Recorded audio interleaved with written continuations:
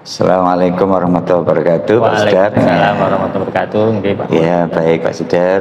Di sini saya ingin bincang-bincang sebentar ya, dalam rangka untuk mengetahui lebih jauh tentang program maupun kegiatan yang ada di MA Refa Al-Islam ini ya.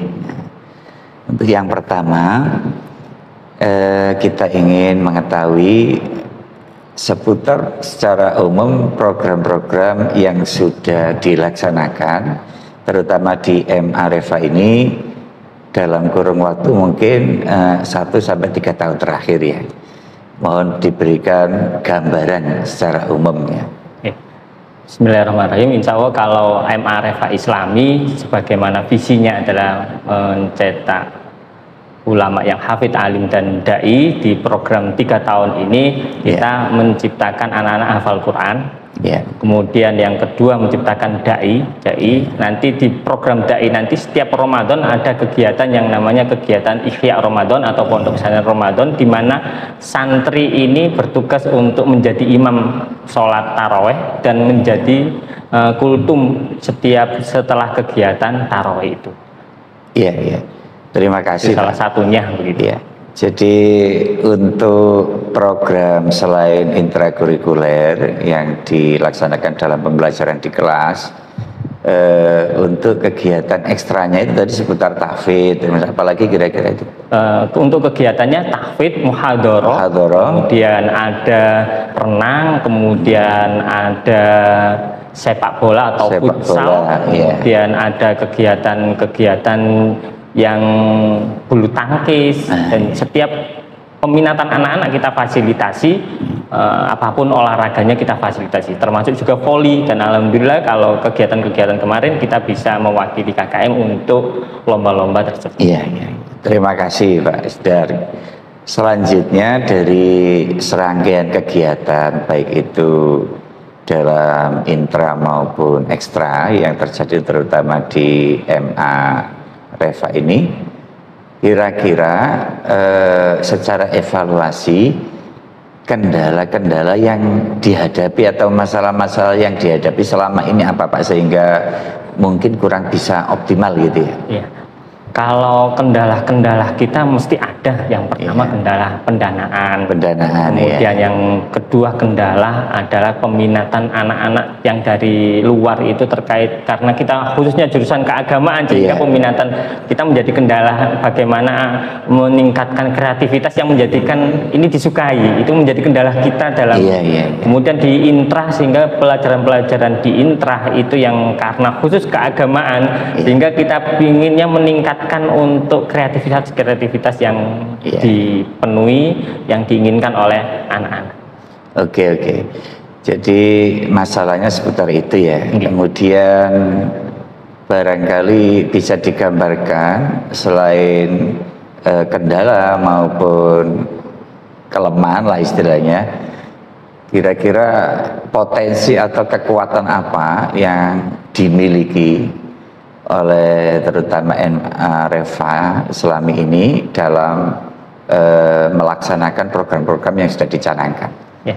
Yang kekuatan kita adalah dukungan dari orang tua, dukungan dari pesantren, kemudian dukungan dari santri sendiri. Ini yang menjadi kekuatan kita untuk menyelesaikan persoalan-persoalan yang sudah kami contoh. Dalam kendala itu ada pendanaan yang kurang, sehingga kita kerjasama dengan orang tua. Orang tua yang mensupport kegiatan, karena ini kegiatan-kegiatan yang ekstra dan itu dibutuhkan kegiatan orang tua, kita libatkan kepada orang tua. Oke, terima kasih Pak Sudar. Selanjutnya bagaimana mekanisme evaluasi yang dilakukan di terutama MA Refa Islam ini? Proses pelaksanaannya, apakah misalkan di akhir tahun pelajaran atau di akhir tahun anggaran ada semacam sebuah proses evaluasi, dan siapa saja yang dilibatkan dalam proses itu? Untuk kita ada rencana program yang kita libatkan adalah orang tua, siswa dan guru-guru. Itu kita libatkan untuk proses penyusunan dalam program-program kegiatan. Kemudian di akhir nanti kita ada evaluasi.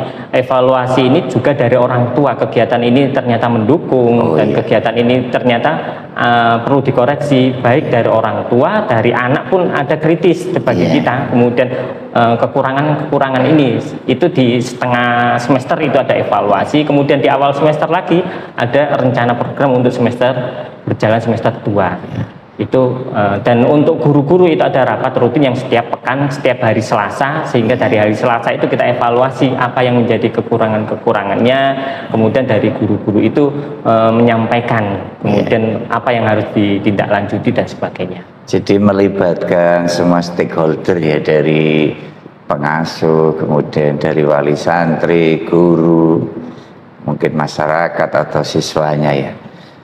Selanjutnya Pak, yang ingin perlu kita ketahui lebih jauh, kira-kira dalam ini mulai berdiri tahun berapa Pak? Kalau kita mulai berdirinya ya 3 tahun ke belakang itu kurang lebih tahun 2020 ya, 2020.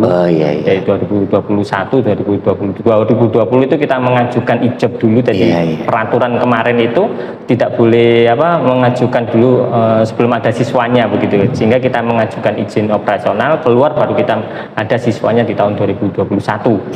Ada tahun ketiga, di perkembangan di tahun ketiga jumlah siswanya yang pertama dengan angka 17, kemudian tahun kedua naik ini menjadi angka 25, dan tahun ketiga ini kita mengalami penurunan menjadi evaluasi bagi kita, dan rencananya tahun keempat besok karena kita sudah mulai rekrutmen siswa baru itu mengalami kenaikan lagi. Oke Pak, terima kasih. Selanjutnya bagaimana upaya-upaya yang Pak sudah lakukan? Jadi kan sudah dipaparkan tentang berbagai kendala, berbagai hambatan atau kelemahan kita, juga diuraikan kekuatan-kekuatan kita secara real, konkret.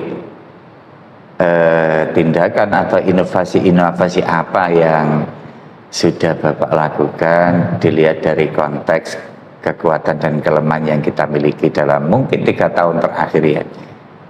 Jadi dari kendala-kendala yang sudah ada, yang pertama memang kadang-kadang kegiatan yang di mana kegiatan itu dimonoton oleh guru, akhirnya kita mencoba men-sharingkan dengan anak-anak dan kegiatan itu full ke anak-anak. Contoh, kita kasih proyek anak-anak itu untuk penerimaan siswa baru, mereka harus andil di satu. Kita bentuk relawan-relawan di situ dari anak-anak sendiri. Jadi anak-anak sendiri mencari teman-temannya untuk menggait bagaimana mereka menarik di situ. Itu yang kita bentuk tahun ini dari hasil evaluasi, kemudian kita bentuk santri-santri khusus untuk di situ. Kemudian yang kedua juga apa yang menjadikan mereka nyaman di sini, misalkan salah satunya adalah kegiatan-kegiatan yang sifatnya alam. Akhirnya kita bentuk namanya ada eko pesantren itu. Jadi dari eko pesantren itu ada fasilitas untuk kegiatan-kegiatan yang sifatnya mendaur ulang, kemudian kegiatan pengelolaan hewan dan sebagainya itu. Kemudian di sini juga ada kolam ikan, ada lele dan sebagainya, itu menjadi daya, dan itu kita serahkan sepenuhnya kepada santri atau anak-anak yang mengelola untuk pengelolaan itu. Ya, jadi semacam menggerakkan semua support system, semua potensi-potensi yang ada di lembaga ini untuk bersama-sama bisa mewujudkan apa yang sesuai dengan harapan kita ya. Saya kira untuk sementara saya ucapkan terima kasih Pak Sudar selaku Kepala MA Reva Islami.